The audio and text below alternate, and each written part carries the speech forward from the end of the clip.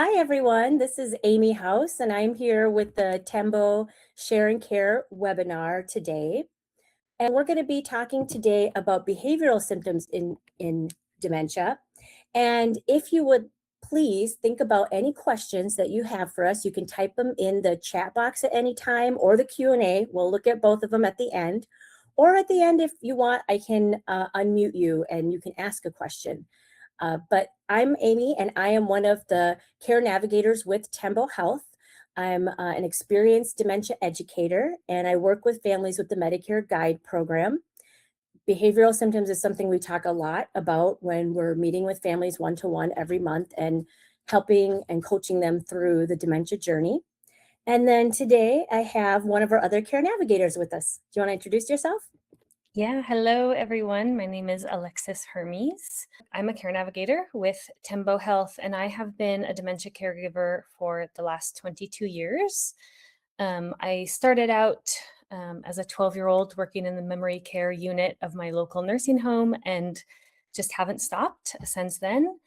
Primarily, what I have done is I work with families in home who are trying to keep their loved ones at home and just moving throughout the progression of the disease. And yeah, it's been a great time to be part of Tembo and be working with many of you. Wonderful. Yeah, so we've got like 50 years combined experience here on the call. So hopefully if you have questions, we'll be able to answer them. Hopefully. As we do the sharing care, I like to encourage you to write down 3 things that you're going to try or change later. So just take a piece of paper and write down 1, 2, 3. And as things come up during the webinar, you might think, oh, that's something great that I'm going to try. And it's a nice thing to maybe share at the end with others, because we do want to make sure you feel like a part of a community with this and you're not alone. So language is a big part of what influences our thoughts, what influences how we're thinking about someone. And if you walk away with nothing else today, I really want you to take this term behavioral symptoms. When we say the word behaviors, it can often sound like, or we can even be telling ourselves that it seems like the person is making a choice. And when it comes to dementia, the reason we want to use the word behavioral symptoms is that these symptoms are a part of the disease. They're a symptom of the disease, similar to how a cough is a symptom of the flu.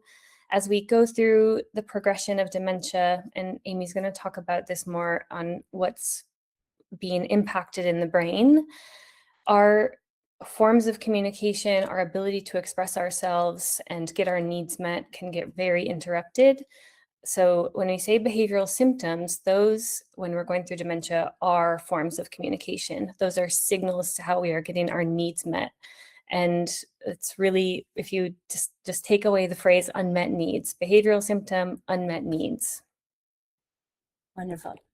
Yeah, so I want to talk a little bit about what's happening in the brain, just to reiterate that this is not a choice the person is making. They're not choosing to be difficult or choosing to be irritable or choosing to not do something today that they could do yesterday.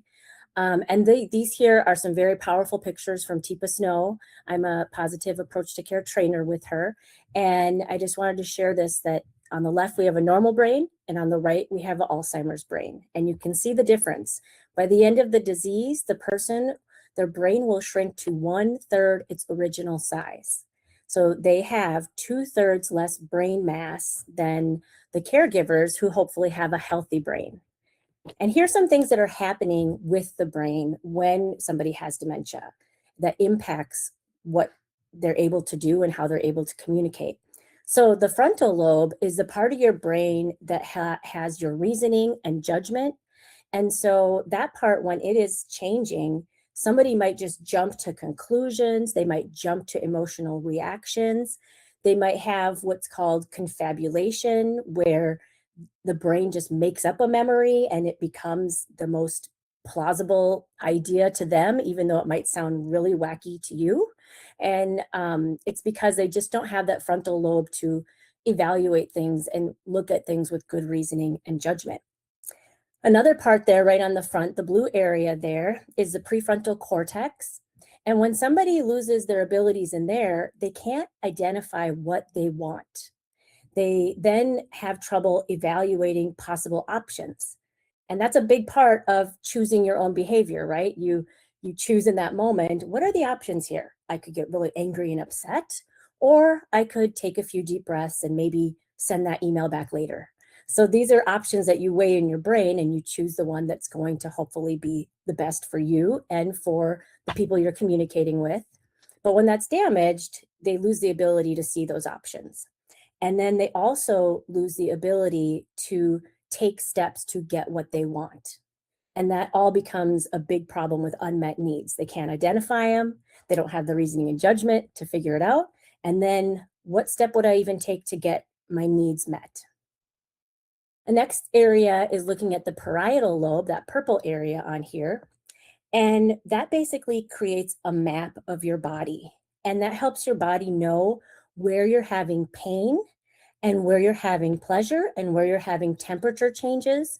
And so when we talk about physical needs later, this is an area that, when damaged, really helps or really prevents somebody from identifying if they're having pain, or if they're too hot or too cold, which can lead to a lot of these behavioral symptom communications that come out. And then we have the thalamus. The thalamus is the relay center, and that is the area of the brain that takes all this information out and helps figure out where we need to focus on. How can I fix the pain that I'm having? What could I do? For example, I have had many people who have had injuries that are, shown on an x-ray. They have a broken ankle, but yet when the pain starts, they start walking on it more. They walk and walk and walk, and you'd think they would know to rest that foot if it's hurting. But the information in the parietal lobe is getting mixed up as to where on the body the signal's coming from. And then the thalamus isn't relaying the information correctly and being able to help them identify what are my options with that frontal lobe and prefrontal cortex. So you can see all these changes in the brain can really affect somebody's way they communicate and way that they're able to just help themselves. And that's the thing, they can't. Then a few more changes here. The hippocampus, there in the middle of the brain, that little dark blue, that is a part that has your memory and your learning ability.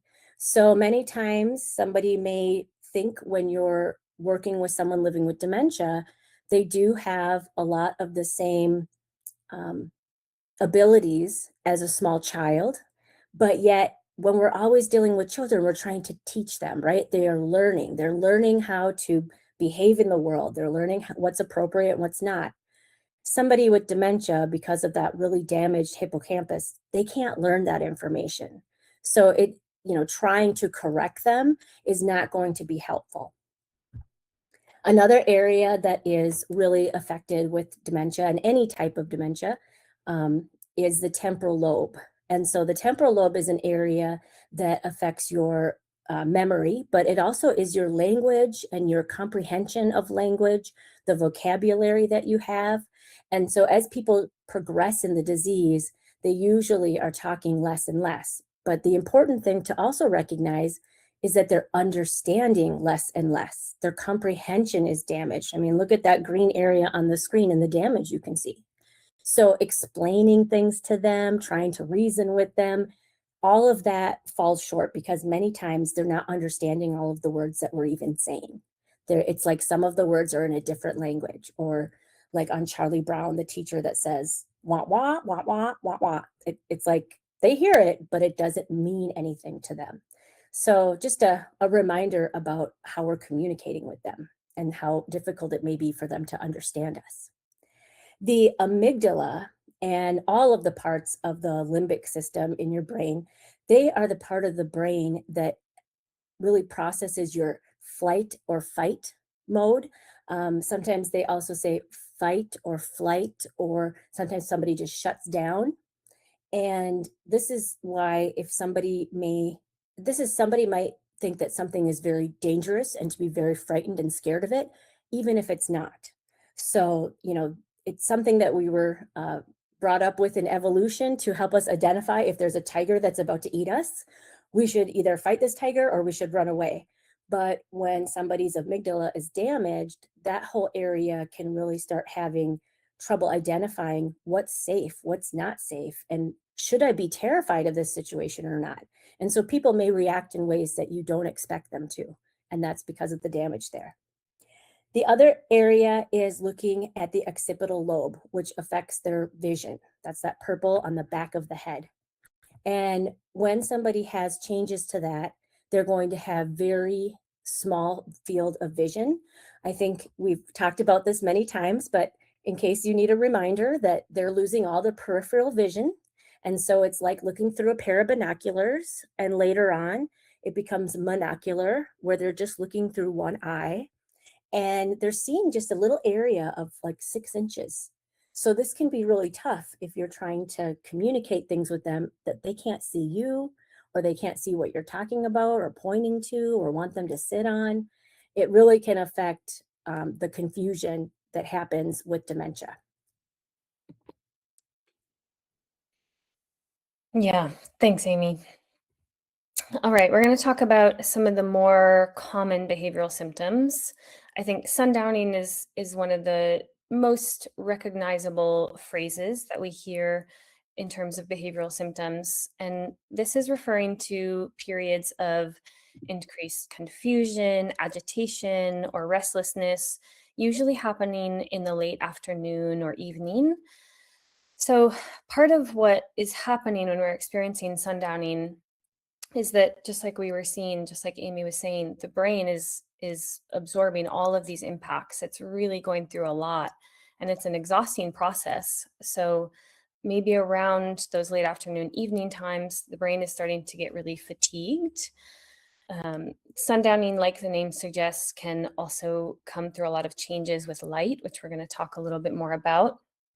So some ways to prevent or maybe mitigate some of those sundowning impacts are maintaining a good routine, really finding out with your person what is the routine that works for them, putting those hardest tasks of the day, like bathing or a doctor's appointment, putting those in the morning when the brain is still fresh and it's still ready to take on some harder tasks.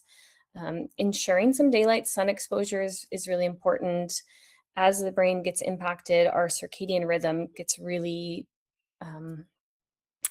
just really changes, and getting some morning sunlight, some daytime sunlight on our faces can help. We do want to try to limit daytime napping. Napping is going to be really normal because the brain is fatigued, the body's fatigued. We're going through a really big process, but we don't want to nap too much during the day so that we are still napping well or sleeping well through the night. But on the other hand, a nap might be really necessary in those periods and times where sundowning might be happening. So getting to know your person, getting to know their routine, when are they needing a nap, when are they needing some time for their brain to rest and reset. Using good lighting at night. This is a big one that I have really seen be helpful with my clients. Shadows and reflections on windows, those can cause a lot of confusion. Those can be very aggravating and disorienting. So maybe as the sun is starting to set, pulling the shades down in the house and really lighting the house up, making it really bright in there, mitigating that transition or lessening that transition from the sun going down to it being nighttime, keeping it well lit in the house, helping those shadows, disperse some shadows. And the last tip for prevention, this applies to every behavioral symptom that you see or notice, which is identifying patterns and triggers. What time is it happening? What activities were happening beforehand that might have been a trigger? What sounds or things are they seeing in the environment that might be a trigger? So I had a client who had been sundowning for about a year before I started with her, and it was always around the same time of day. So something I love to do when we're having a big behavioral symptom is to keep a little diary. Just jot down some notes. What time of day was it? What kind of instances were happening? And I noticed after a couple of weeks of tracking it that she loved watching the Cowboy Channel. Westerns all day long, that was her thing. But Western shows in the daytime, the Cowboy Channel shows in the daytime were these romantic soap opera dramas. And at about 4 o'clock, they turned into cowboy shoot 'em ups with lots of violence and guns and big noises. And we realized that was her big sundowning trigger. So about that time, I would turn the TV off. I would transition with her out to the porch so that we could get some daytime sunlight before the sun went down. Um, and while she was sitting out there safe and just watching the view, I'd go back in the house, turn all the lights on really bright, pull the shades, put on some calming music so that when we transitioned back into the home, we totally missed the sundowning window, and that really helped lessen her symptoms. If sundowning is happening, how can we respond? Like Amy was saying, showing us those two different brains, I know it's very hard to hear the words stay calm, especially when it's a dysregulating thing that's happening with someone that we love and we care about. But we are the brains that have the capacity to try to stay calm, to try to stay regulated. So do what you can to keep a soft tone, a soft voice, a soft face. The amygdala can really read some of our facial expressions in ways that, yeah, normally we might not think that's a triggering facial expression, but just really trying to keep a soft face. Maybe we engage in some calming activities around that time, get some things planned at about the hours when you notice that happening. Some aromatherapy, some nice smells, some soft touch, maybe a hand massage, if that's something that they like. Really avoiding loud noises or distractions in the space. Avoiding confrontation, even when statements are untrue. I know this is kind of like saying stay calm. I know that we really want to orient people to our reality and help them understand what's happening. But again, that can really be a trigger for the brain. So, just trying to validate and understand where they're coming from and not try to orient them to our reality.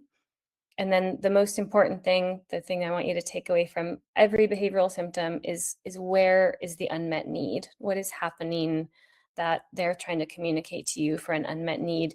It might even be a snack. Those hours between lunch and dinner, those can be long. I'm a snack person. I need a snack before dinner. So maybe it's as simple as a snack. So doing some trial and error and really finding out where is that unmet need. Yeah, wonderful. Thank you, Alexis. I just want to share that we have a amazing caregiver who recognizes sundowning with his wife. And so, yeah, they have a routine where she gets back from the day program, they go for a walk, and then they come back, and he puts on like soothing music on the TV and some beautiful scenery, very calming, and they do back scratches. And he just sits there and just pampers her with back scratches. And who doesn't love that, right? And that physical touch and that sometimes maybe aren't used to doing that with the person that you're caring for. But having somebody just scratch your back is so nice, or brush your hair, something like that, that is just so calming. Mhm. And that gets her through that tough time. Yeah. Thanks, Amy. Okay, repetitive questions. These usually happen more in the early to middle stages. The later stages usually come with repetitive stories. But in these early to middle stages, think of all of us, think of all the tasks that we're managing on a day-to-day basis just to keep ourselves going, just to keep things rolling. We're holding so much information constantly around schedules, and that that need doesn't just go away when we have dementia, especially in those early to middle stages. We are still holding some awareness that, oh, what's that thing that I need to be doing? Or when's that appointment happening? Or isn't there someone that I need to call or talk to about a thing? And, that's maybe where we see some repetitive questions really coming in, because the brain is no longer storing that information, but it's still aware that that information is out there. And as you can imagine, that's a very anxiety provoking feeling, to feel disoriented, to not know what's happening in your day or things that you're supposed to be holding on to in your mind. It can be very, very confusing and stressful. these can also be triggered by a stressful change in routine. So maybe if we're saying to our person, oh, in 2 weeks, that doctor's appointment, maybe they have a lot of anxiety around the doctor, is going to be happening. And so they start to ask, when is that appointment again? When is that appointment? So some ways that we can respond. I like to find just a simple and direct answer. If you're going to have to answer the question 10 or 100 or 200 times, you want something just straight and simple that you don't have to spend a lot of energy, saying back to them. But also relying on some visual cues and reminders in the space, especially at eye level. Like Amy was saying, just keeping things right here in our visual field.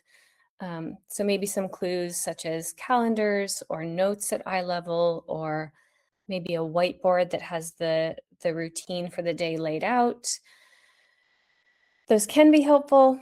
And also we might want to be aware of those can also become a trigger. So again, doing some trial and error with the person that you're caring for, seeing, does it work for them to have the day circled on a calendar and then crossed off and moving the circle so that they can orient to watching the calendar change and knowing when that appointment or that special event is happening, and then being aware of when that might also start to cause its own anxiety. Noticing any other triggers or underlying needs. Might be a need for some autonomy, wanting to know that, we still have some choice and some charge in our own lives. It can be helpful. I know that even if you have a simple and direct answer, sometimes we just don't want to answer the question. Sometimes we've answered it so many times. We've brought them to the whiteboard and shown them the clues. So maybe it's time to just redirect attention to something else, something calming, something soothing, something fun, something that they like to do. And also incorporating some movement, maybe going for a walk. Anxiety is a feeling that takes up a lot of energy in the body. So trying to move it through can be really helpful. Yeah, wonderful. I like how you mentioned that sometimes it can be a trigger when people see things. And there is like this moment where they start to get anxiety about seeing a full calendar and it Mhm. can be just too much. But there's other stages where it helps them to see that and feel like they can, have that written down. So you have to evaluate that with each person. I want to give a shout out to one of our caregivers who actually got like a tripod and with a big whiteboard, and they put it on top of the table in the dining room. It was just very obvious, it's like, here's something very obvious with the daily schedule on it, so that the person doesn't have to remember where to go look at that on the fridge or remember that it's inside one of the cabinets. It's obvious when they walk in the room every time, here's something that I should read, and it really helps them. Yeah. Yeah. Thanks, Amy. I love that. Just keeping it big and on the table. I don't like to have a full schedule, so I can relate to that. Mhm. Okay. Wanting to go home. I know that this is one of those behavioral symptoms that can feel very personal, can feel really hurtful, especially if this is our loved one and maybe you've shared a home with them for a long time. But a big one here for me that I've learned is that home is a feeling, not necessarily a place. It may also be a place. They might be thinking of a really specific home, but what's more likely is that their unmet need is around, feelings of insecurity or discomfort, maybe wanting to feel like they recognize and remember the environment, wanting something familiar, and also asking ourselves the question of, are they seeking someone at that home to help them with an unmet need? So a great way that I like to respond is just asking questions to explore what is the home that they're thinking about, find out what time and place that is that they're referring to. I had a client who every day around the same time was so ready to go home. She was a mother of 9 and had been a housewife, and every day at the same time it was, she wanted to go home because she needed to be there when the kids got home from school. So I got to figure that out. It became less, which helped her family. It became less personal to them. Doesn't really help when we try to orient to reality and say, this is your home, you've lived here for a long time. So we worked through, oh, you want to go pick up the kids. You want to know that the kids are safe. So we worked out a little call schedule that we would call each one of her kids, which, we got one out of 9 kids. We got a whole week worth of calls pretty easily lined up. So around that same time, she would just give one of them a call. They would let her know that they're safe, that they're doing okay.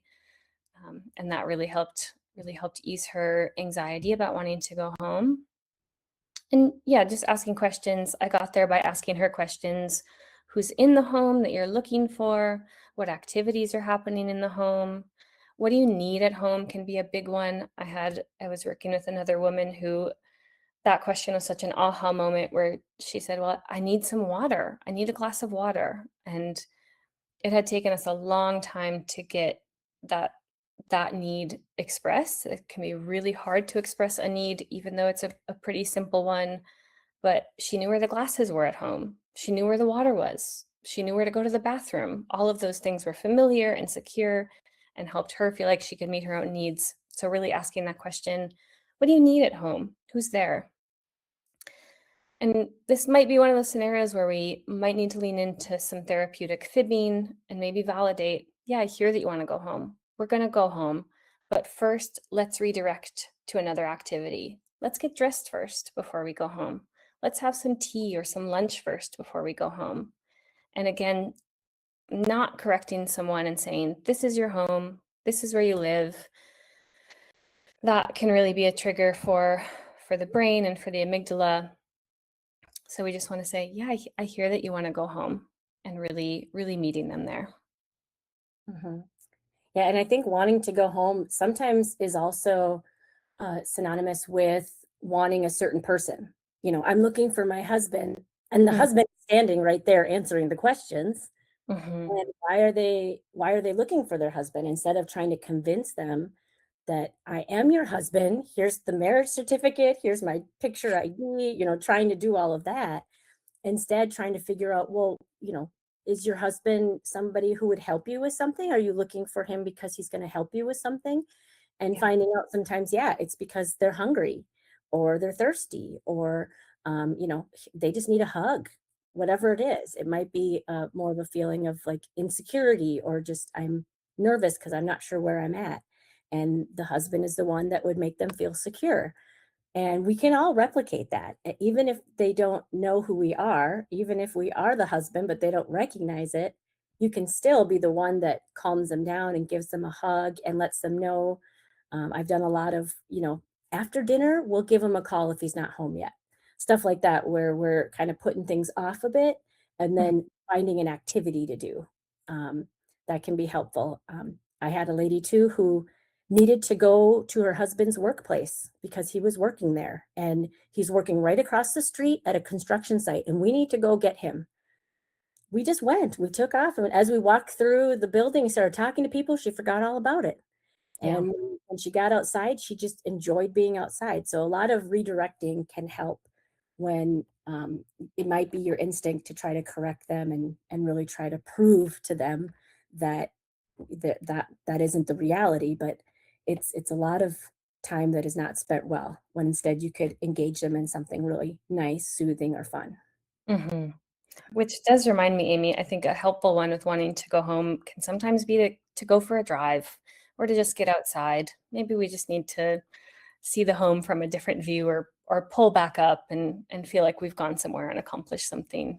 Yeah, absolutely. I have a caregiver in one of my support groups. He is the most patient man. Every afternoon, they load the car up with all the stuff that she needs to bring to the house. They drive around for a little bit and then they pull back up and she goes, there it is. That's the home. And then they unload everything into the house again. Yep. Instead of arguing with her every afternoon, he's just made it part of their routine. And most of the time, you are trying to figure out ways to fill their day. So this has just become an activity for them every afternoon. They load the car up, go for a quick drive, and then come home and everything's good. Yep. Yeah. Thanks, Amy.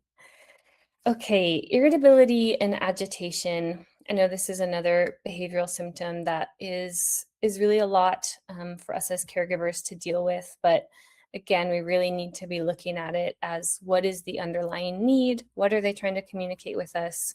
So that might be overstimulation. Maybe there's too much happening in the environment. maybe there's a little too much noise.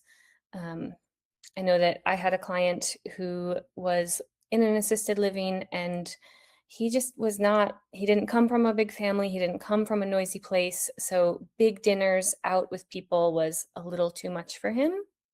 So we just kind of tucked into a corner, a little quiet corner where he could have his back against a wall, kind of watch everything that was happening, which helped just cut down some of that overstimulation. Understimulation is also can also be a need that we're having. I had another woman that I was working with who also was in an assisted living, and she had reverted back to her first language, so she was speaking Greek. And the care staff and her family just kind of said, well, if she can't communicate with folks, we might as well just essentially leave her in her room most of the time. Whereas we're social beings, she still needed to come out and socialize. And I often tell people dementia is really a mirror, a disease where we become mirrors for each other. So she just wanted to see some people's faces. She wanted to see people smiling. She didn't care that she couldn't understand them. Nobody else really cared that they couldn't understand her. She just needed some of that social stimulation. So looking, are we overstimulated? Are we understimulated? It's also very frustrating when, for any of us, when we can't find the words to communicate what we're needing.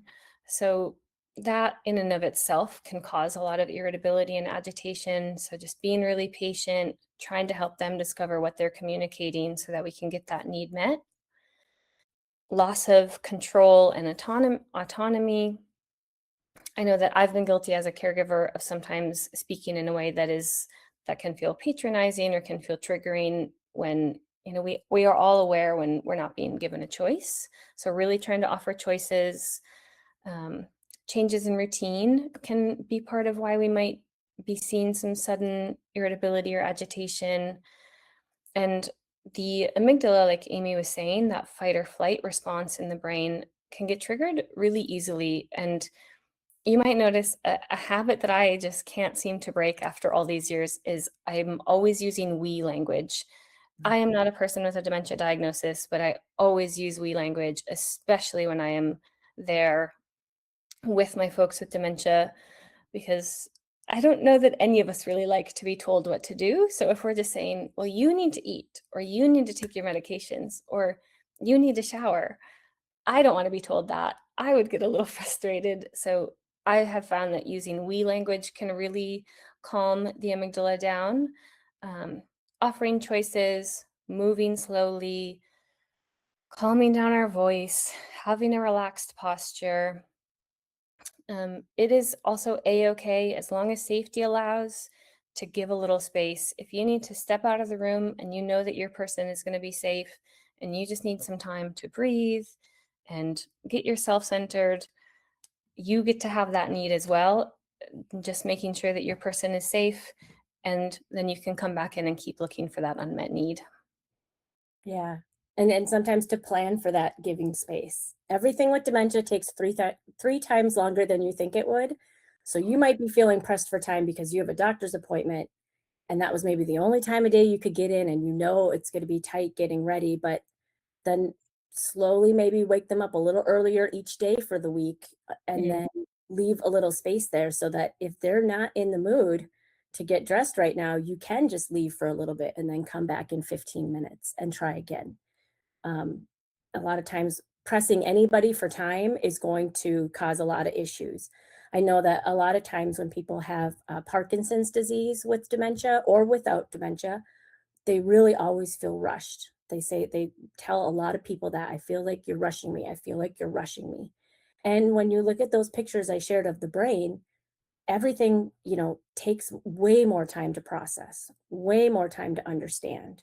And we are a very fast-paced society who's used to saying, sit down, and somebody just sits down, where it might take somebody 30 seconds to actually figure out what you said and then sit down. So rushing anything can also make those responses from the amygdala happen, where it goes into fight or flight. Mhm. Yeah, great point, Amy. Thank you. Wonderful.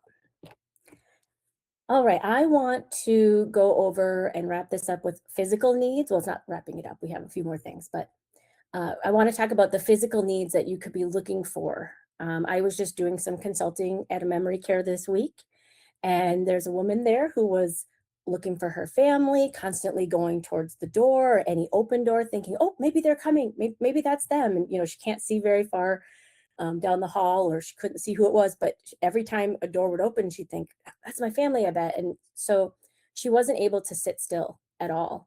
And so that started me with talking to her and reminiscing and kind of doing those emotional supports. But when that didn't work, I looked at physical needs. What could be a physical need that's happening here?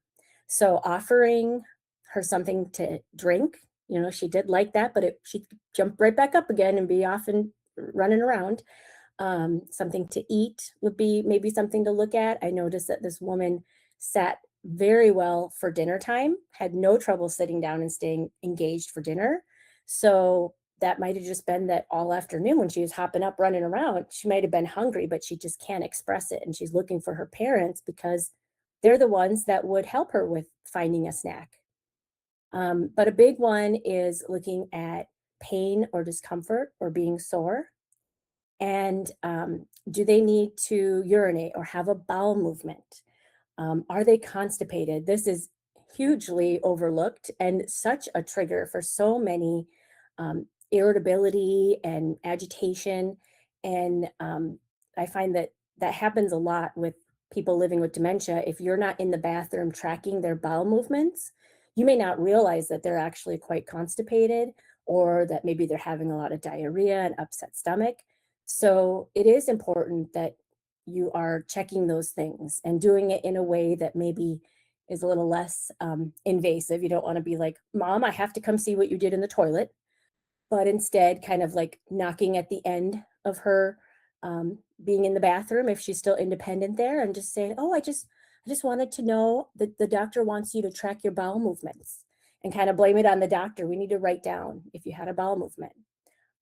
But you might have to be there to see what's going on because they may not remember whether or not they did.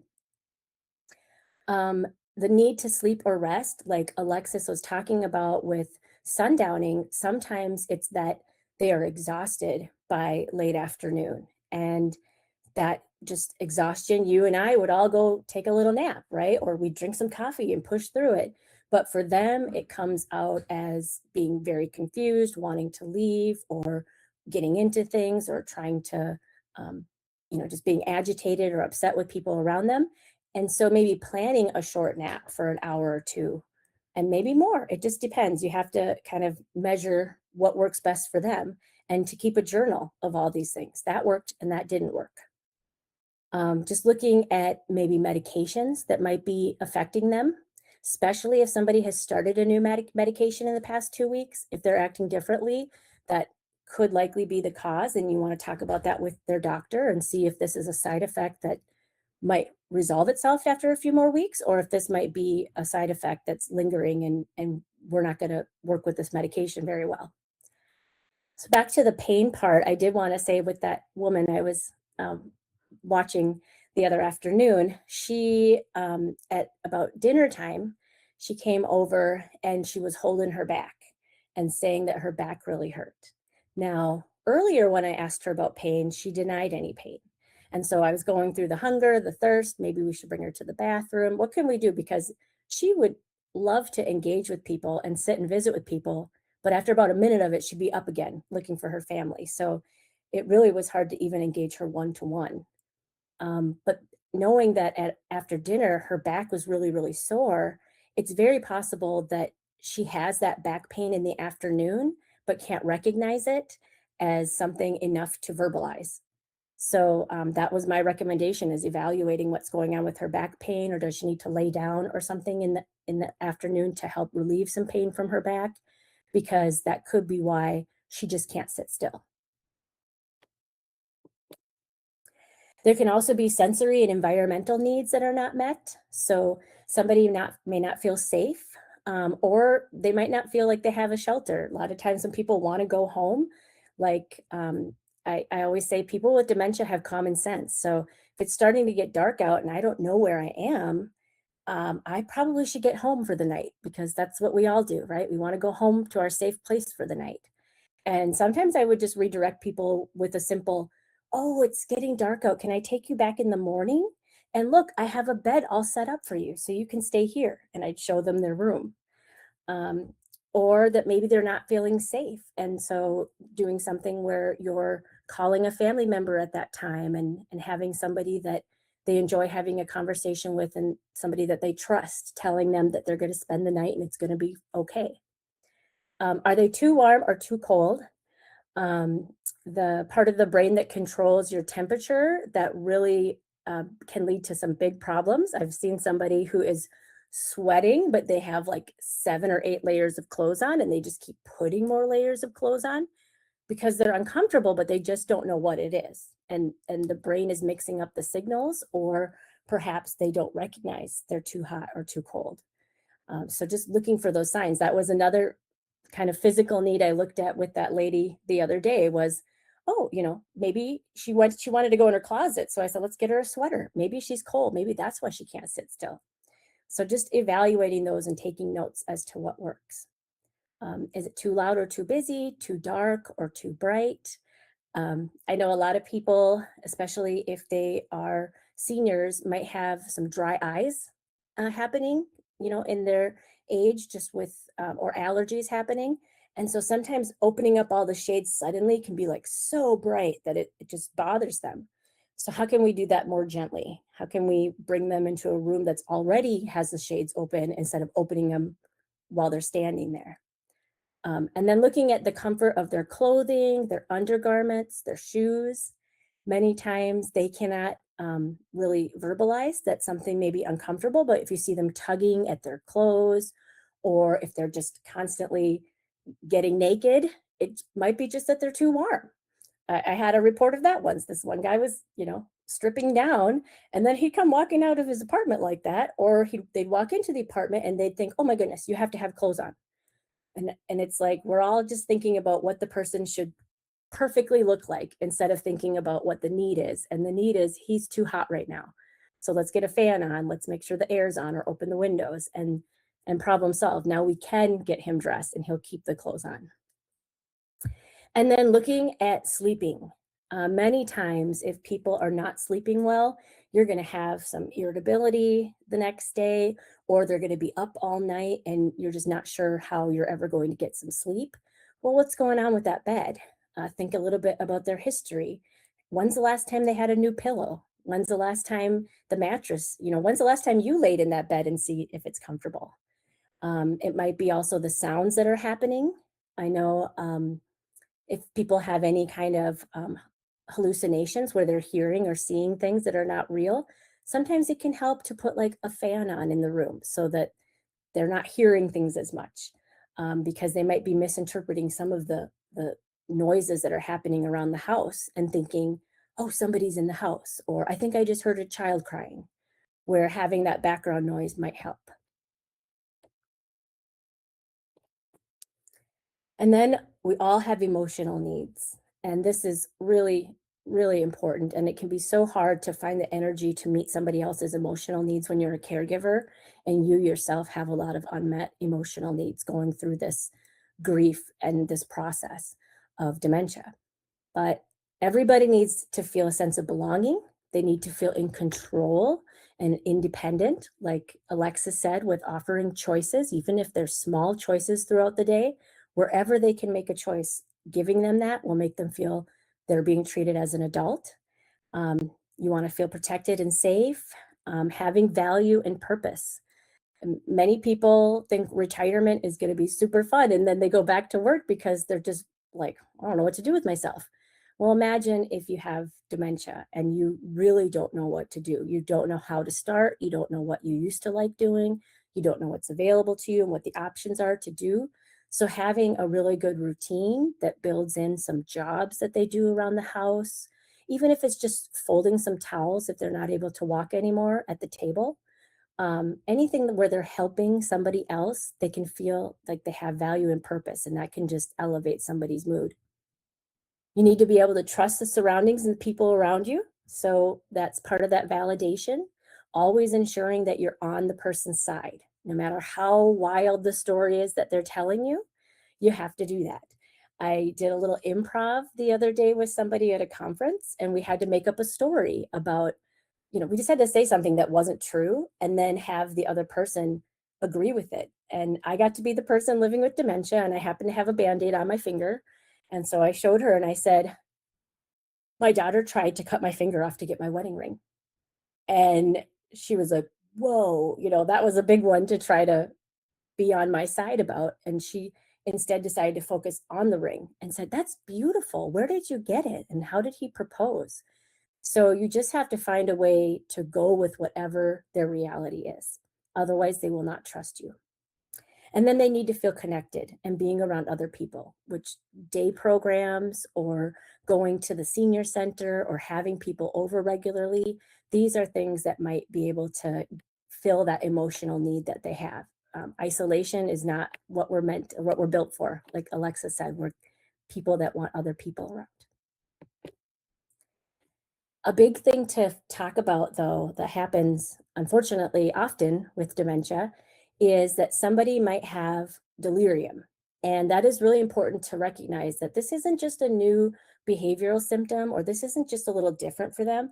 This is a sudden change that happened pretty quickly, maybe over a day, maybe over a week or two.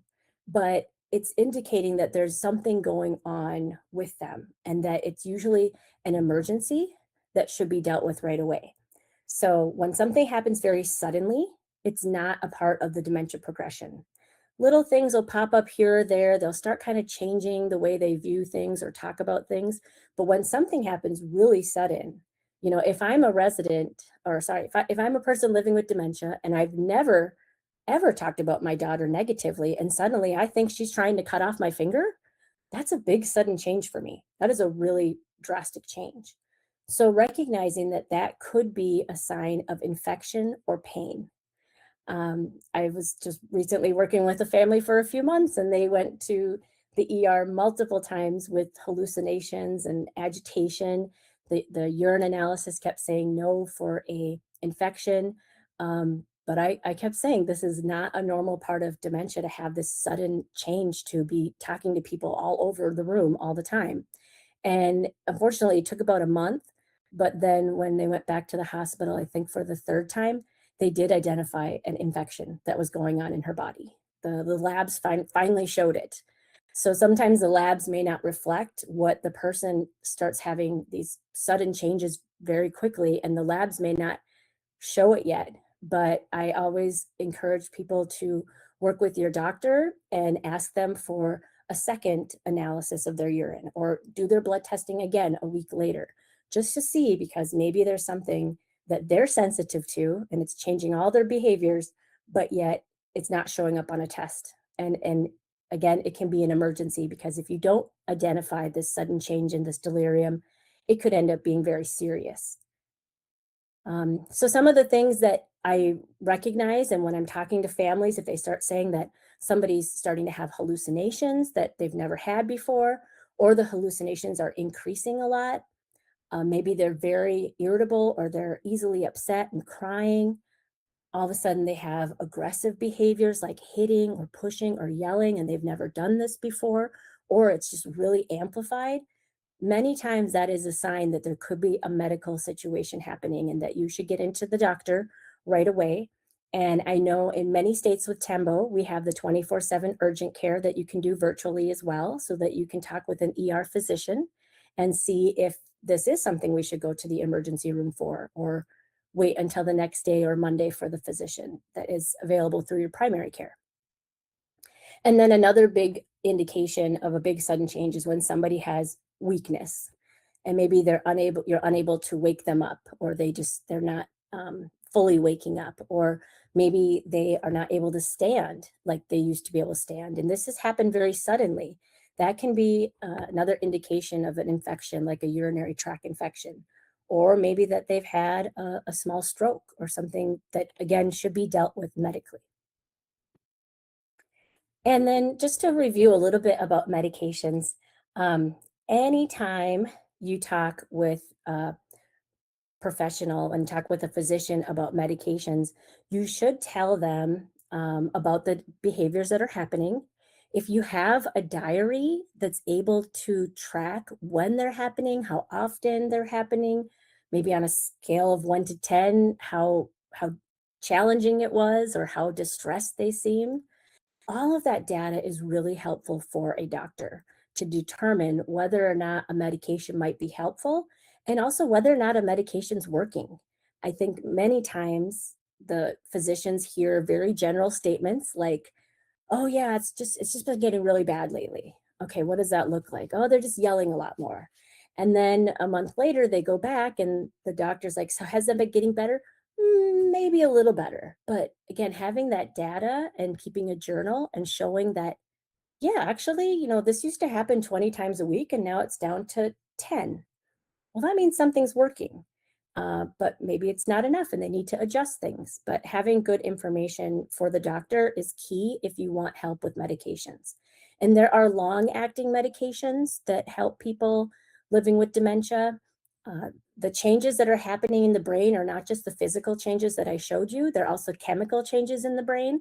And so somebody just may not have the happy chemicals that a healthy brain has that helps them deal with stuff.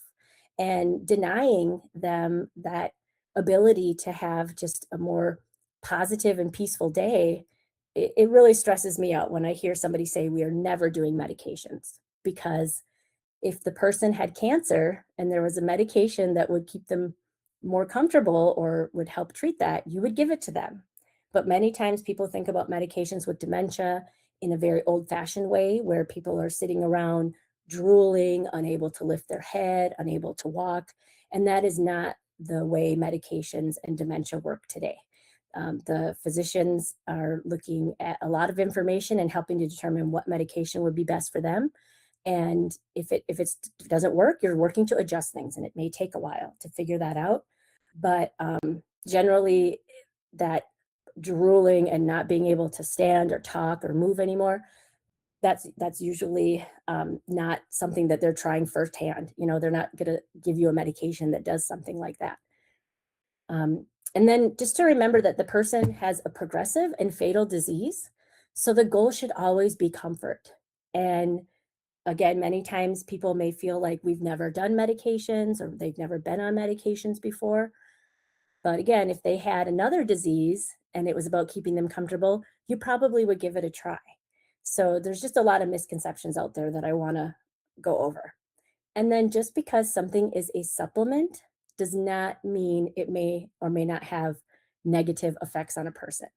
So you should always consult a physician for any medication changes or even any supplements or over-the-counter medications. You should be talking about those with the doctor as well. I know that I've had somebody who started a sleep aid and didn't realize that it had Benadryl in it, and that's something that's not recommended for people with dementia. Or they've tried a sleep aid with magnesium that actually is going to interact with their cholesterol medication at bedtime. So even though it's over the counter and seems very safe because you can buy it without a doctor's prescription, it doesn't mean that it's going to be okay for them and it's not going to interact with their other medications or just with their health in general. And I've also had people who've had very, very negative reactions to some supplements where it has been like, whoa, that is not something we can give them ever again. So getting very, very agitated, wanting to leave and such. It just because it's over the counter and something you can buy without a prescription doesn't mean it's always going to be safe. And you should talk with the doctor about any changes you're making. All right, as we wrap up here, we just wanted to bring this to everybody. And I am going to work on putting a copy of our presentation in the chat box in just a moment. But one of the things with making sure that somebody has the just has the best quality of life is looking at all these different areas that Dr. Sue Borson calls the stress busters.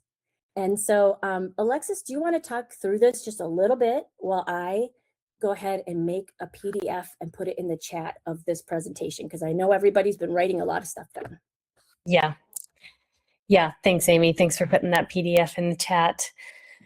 Yeah, this is just a nice chart, and it applies to both you as the caregiver and to the person that you're taking care of. These are, they don't seem like basic needs. Some of them seem very complex. I know it's very complex to get quality sleep and engage in mindfulness, or especially when we're caregivers, engage in supportive relationships. But for both ourselves as caregivers and for the person you're taking care of, it's crucial that we're looking at trying to meet some needs in each one of these categories for, the best long-term and sustainable care and comfort for all of us involved.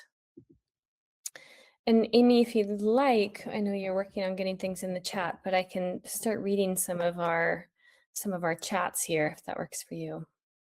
Yeah, yep, absolutely. I just put that in the chat. So there's an entire PDF of the presentation. You should be able to hit the little down button next to it and download it to your phone or your computer or your iPad, whatever you're watching on.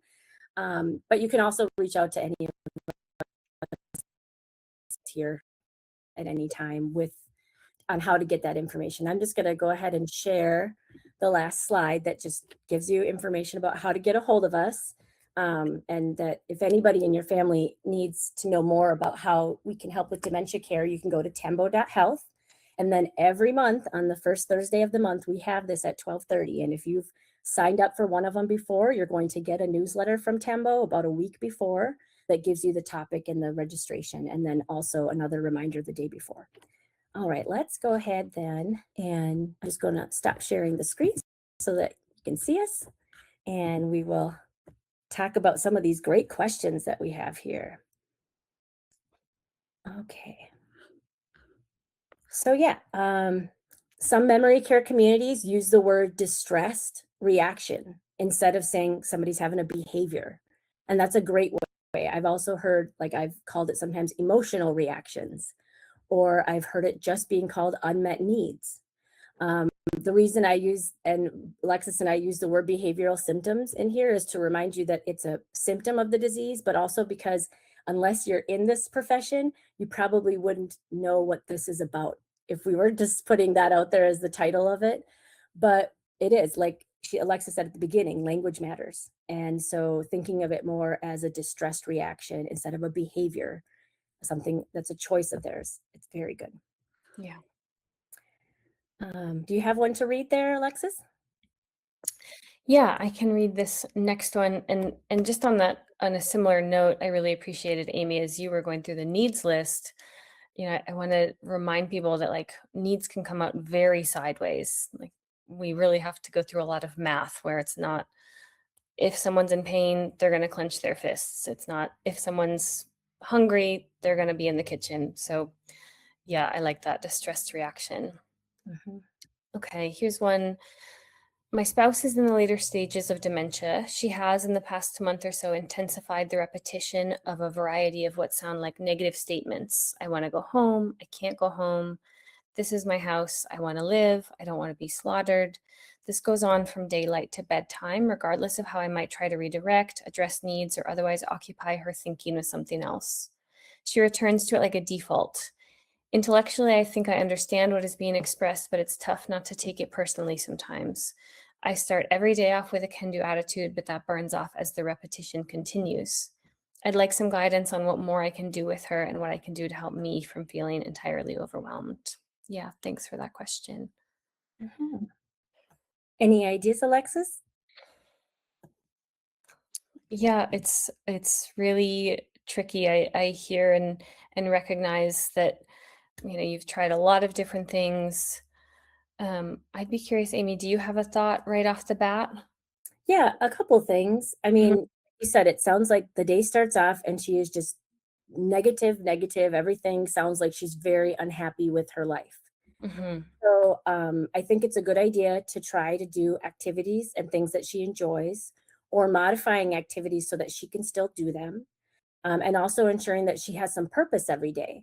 Can there be a good routine that's set up where, at 10 a.m. we vacuum the hallway, at this time we do laundry, and at this time we make lunch, and just having some chores that she's going to be in charge of might be helpful so that she feels like she's still contributing to the household. I know that a lot of people will say they don't want to be a burden, or they feel like a burden because they're just sitting around and everybody's doing things around them and not including them. Mhm. And it sounds like you are trying some of that, but there's a few more ideas. And then what do we have around the house that might be some good visuals about how positive her life is? Mm. People with dementia are looking at visuals all the time and thinking about them. So is there anything that might be triggering that's negative in the environment? Mhm. Or should we do something just to brighten things up and have positive statements, in pictures on the walls, or having messages from family that say, I love you, or I know somebody who was a teacher, and then they had a bunch of the students that they used to teach write a letter to her. And then she sat and read through those letters. Can there be a really great book of memories that you put together that can be something to look through with, again, people telling her how much they love her and appreciate her and all they've done for her, or all they've done for them? Um, but just how can we like make things a little more bright in her life? Um, Mhm. and then, also to talk to the doctor too about depression, because saying things like this can be a sign of depression and that she just may not have those happy chemicals to see the glass as half full. It Mm. just may not be possible. It's amazing how little control we have over our reactions to things and how much our brain decides for us whether or not we are a happy can do person or if we are just a doomsday all the time because we just don't have those chemicals to even see things in a positive way. Yeah. Yeah. Okay. Amy, any recommendations about what the caregiver can also do for himself? Oh, yeah.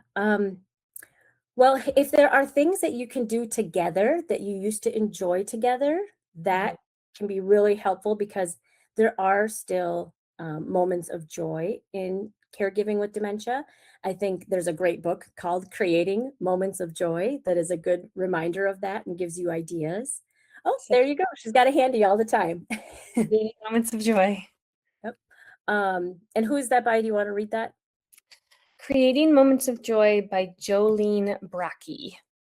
Okay.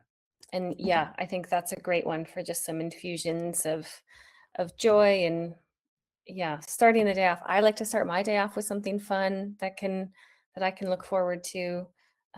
And maybe similarly for the caregiver, for you as the caregiver, to put some things around the house that make you happy. Mhm. Bring some cheer to the face. And then what can you do to get out of the house? Sometimes leaving the house can be a trigger. Just depends on the person and the stage, because I do feel like their world gets smaller and smaller. But if she's at a place where she's still expressing all these opinions and feelings, she probably may enjoy getting out a little more. And um, I can share it in the post. I have a list of staycations that I did when I was a memory care director in the Twin Cities, but it gives you an idea of how there's so much out there for you to do in your community. And it might just be as simple as taking a drive and talking about what's happening if you're in a rural area with, how high is the corn today, that kind of stuff, and just enjoying nature and spending a little time outside. Or it Mhm. might be visiting a museum. The museums of the history museums usually have a lot of good stuff to talk about and reminisce. But having something, maybe one thing a day that you get out of the house to do, if you're able to do that, just to fill the day, but looking at the routine and really thinking about, every hour, what are we going to be doing? Sometimes it might just be resting. Sometimes it might be that she's going to look at a picture book, very simple stuff. But other times it might be that before lunch, we always go to the park for a walk, or we take a drive and we go to the zoo and see the animals. But something that you find that she enjoys that you can enjoy together, because there's nothing like seeing your loved one smile and be happy. And that can help you through this. And it sounds like you're really having a hard time with just how down she is. So trying to think of some things maybe outside the house or things that you used to do together. Mhm. There's a lot of different organizations that can provide that too. And that community, is there a community center that you could start going to activities together with? And having other people that you talk to, memory cafes are another thing that might be in your area that you can go and join and talk with other caregivers and have fun. Um, so yeah, just thinking about what could you do outside the home, and ChatGPT is great for that now. to say, what's in my area that would be a dementia-friendly activity to do? Mm. I will put the staycations information in the chat box too right now, just as some examples of what are great things that my residents in memory care love to go do. Yeah. Yeah, thanks, Amy. And I saw that someone was having trouble opening the slides and asked if we could repost. Oh, okay. Let's see. If you want to repost those. Mhm. And here's another question in a similar thread. My mom just seems to want to nap and lie down. How do I find things that she might enjoy doing? Which again, I'd recommend that. Hopefully that previous answer was helpful, but also the creating moments of joy. She seems to have very little joy in anything anymore. I've tried things that she used to like and be into, but I met with blankness or rejection. I feel like beyond meals and getting dressed, there's not much to build a whole day of routine. And for any aids to do with her other than watch TV, which she isn't always interested in. Any suggestions? Yeah, I'm actually sending also a link to my resources page for Think Dementia, where if you scroll down, I have a 6-page document of activity ideas. Yeah, I They're love just that. Video. helpful. Mhm. So I'll put that in the chat as well. Yeah.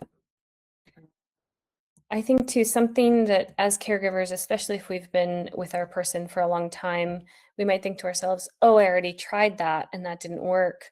But some of those things might be worth circling back to, revisiting old music that she listened to and just seeing as we move through stages and as we progress, maybe it didn't work the last time we tried it, but maybe it will come back around and work again. Yeah, and that activity list is so good, Amy. I love that activity list. Yeah. I also have some questions here. Okay, the one that you were talking about with the aids, I believe you said that some things for the aids to do. Yeah. Other than watch TV, yep. Let's look at that activity list because those are different ways of meeting a lot of different activity needs. And then Dan here wrote that he and Jill are going to go to Renaissance and do a volunteer opportunity. And what he's talking about there is that there is a day program in Minnesota called Renaissance. And we talked about how approaching it with the idea of she's going there to volunteer and help the other people there. Because many people living with dementia, whether they're in the early stages and they really just don't even need much help yet, or maybe they just perceive themselves as somebody who doesn't need much help, presenting something to them as a volunteer opportunity, presenting something to them as something you're doing, for veterans, that kind of thing. It changes it. There's a reason why I'm going here, not just because somebody thinks I need to do activities more because I have dementia. So how do you say what you're trying to get them to do? How can you convince them and make it more person-centered to what they enjoy, and that is giving back and such. Someone said, what are some signs it may be time for somebody to move into a memory care? That's always like multiple things. It's like threefold. It's what would the person sometimes benefit from? Sometimes that routine and the engagement and just having people around is really helpful. And so memory care can be great for that person. But a lot of it goes down to what the caregiver needs and how it may be just not sustainable to keep them at home with you for your own health, or for you to have any kind of just time to yourself. So, home care, day programs, even going to a senior center or utilizing friends and family to take them places so you just get the house to yourself a little bit. All of those are good respite ideas. And I think we will cover that in an upcoming webinar. I think that would be a good topic. And then somebody asked about handling, and if you want to stay, stay. If you want to go, that's okay. We're going a little overtime, which is okay. How to handle a psychotic episode when you're out and about, like a missed shopping. Well, first of all, I would say, is shopping the trigger? Is there something going on with shopping that's a trigger? Because it may be that their world is going to get smaller and smaller, and that happens throughout the disease. I've known some people who just going from one floor to another floor of a memory care was too much for them. It just leaving their familiar surroundings at all became too much for them. It could be just as simple as leaving the house might become too much for them. So that may be that they need a calmer and less stimulating environment, or that you want to go shopping at a time of day where there's not a lot of people there. But when something's happening, I think following Alexa's advice of stay calm, give them space. I always keep somebody, I see where they're at. I'm following you, but from a distance. As long as you're safe, you can walk and walk and walk. But if you're walking towards the traffic, I've got to intervene, right? I've got to get out there, or I've got to call 911 for some help. Sometimes it can also be helpful to call for police or somebody in first response, because the person may all of a sudden put on like a little bit of a showtime moment where, oh, suddenly there's authorities involved. I'm going to be really calm, and it might just kind of sometimes snap them out of it. I had a lovely story of somebody who was really upset, really just having an episode of just not being able to communicate or talk or anything, walking down the street. They got the daughter on the phone, and then when he heard the kids in the background, like a baby crying, it snapped him out of it. It was just like, that's a different sound. So kind of thinking about what they enjoy and how you could bring that up. Sometimes you have to say a little fib, like, oh my goodness, hey, you know who just called? Your sister just called. She wants to talk with you. And that might just reset everything. Changing environments resets a lot as well. Just going from one room to the next room might be a totally different situation. Yeah, but that's a tough one. And it may be that you want to take a little smaller steps about going outside the house for a while to see how you can handle. I know that the Alzheimer's Association also offers little cards that you can print out. When I'm a caregiver that's out with my people in public, I keep a little pack of those cards with me in case something does happen. You don't want people to start crowding around or trying to help. You don't want to have to say out loud, they have dementia, give us some space. So I like to keep the little cards where I can just hand those over to folks and just say, I've got this. Thank you for your concern. Because a crowd can really increase that anxiety. Yeah, bringing in a lot more people can be really distressing.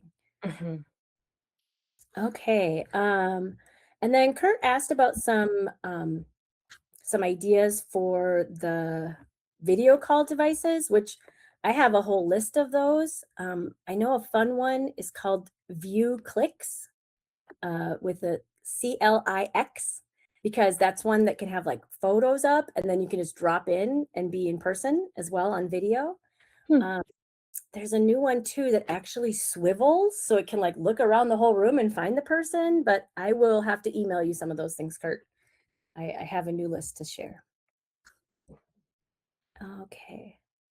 And then I will put the PDF in here one more time just to see if that changes the being able to click on it. You should be able to click on it to open it and see it, or you can just click on the little down arrow that's on the right side of where it says Tembo Health Share and Care.